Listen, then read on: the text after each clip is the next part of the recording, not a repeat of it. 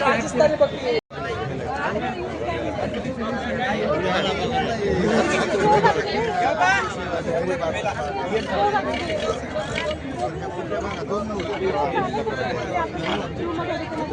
Market महिला या आपल्या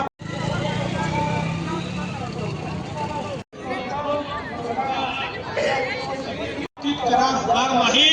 आमची बाजारपेठ ही आम्ही तुमच्याकरता खुली करणार नाही। कुठलीही बाजारपेठ आपली कृषीची खुली केलेली नाही। आपल्याकडे कोणीही स्वस्त माल आणून आपल्या शेतमालाचे भाव वाढवू शकणार नाही।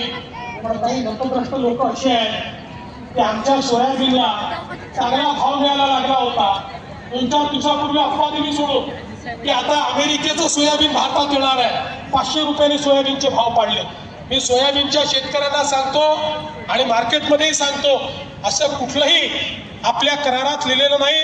कुठलंही सोयाबीन बाहेरून येणार नाही, कुठलाही कापूस बाहेरून येणार नाही।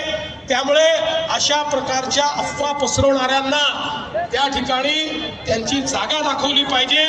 आणि जोपर्यंत देशात आणि राज्यात शेतकऱ्यांचं हित बघणारं सरकार आहे तोपर्यंत कुठल्याही परिस्थितीमध्ये आपल्या शेतकऱ्यांचं अहित होईल अशा प्रकारचा कुठलाही निर्णय आपण घेणार नाही। त्यामुळे आपलं डेअरी सेक्टर असो, आपलं कृषीचं सेक्टर असो, कुठलंच सेक्टर आपण अमेरिकेकरता किंवा युरोप करता ओपन केलेलं नाही हे देखील या निमित्ताने मी नमूद करू इच्छितो।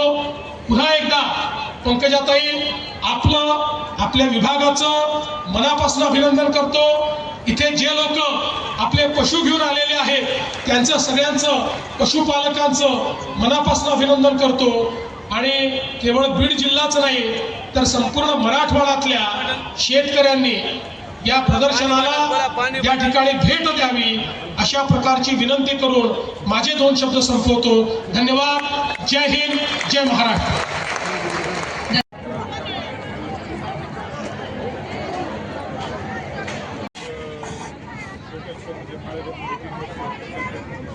सांगली घोडी चिकली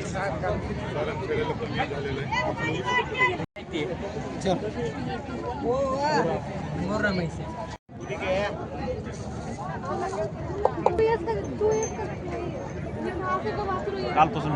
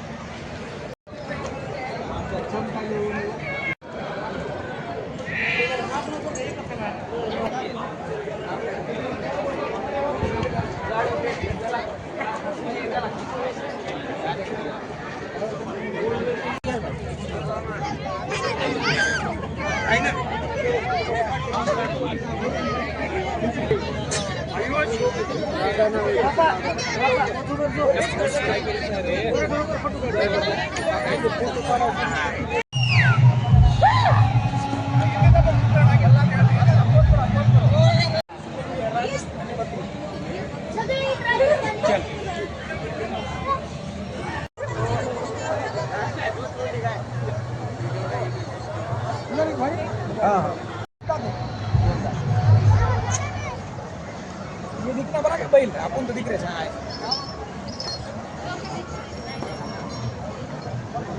साफ कर दिया।